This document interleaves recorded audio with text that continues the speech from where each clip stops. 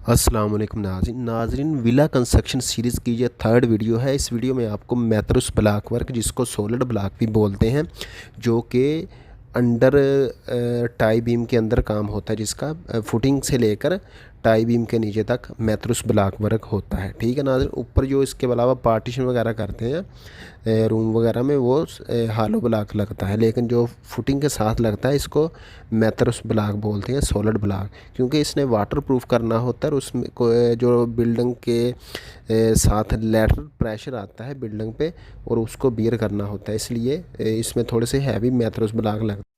इसके बाद नाज़रीन ये देखें, हमने जो मैथरुस ब्लॉक वर्क है, जो साइड वाले कॉलम हैं जो सारे विले को कवर कर रहे हैं, हमने सिर्फ उनके साथ मैथरुस ब्लॉक वर्क किया है, क्योंकि हमने इसके अंदर एटलीस्ट आफ्टर बैक फिलिंग करनी होती है। उसको बैक फिलिंग को जो कवर करने के लिए साइडों पे ब्लॉक वर्क होता है, और वाटर प्रूफिंग के लिए होता है। ठीक है नाज़रीन, आपने जहन नशीन रखना कि ये हम जो सेंटर पे कॉलम है जिसके साथ मैथरुस ब्लॉक वर्क नहीं हुआ, इसका लेवल और जो आपने ब्लॉक वर्क किया, इसका जो ऊपर का टॉप का लेवल है, वो बिल्कुल सेम एक लेवल में होना चाहिए, परफेक्ट है।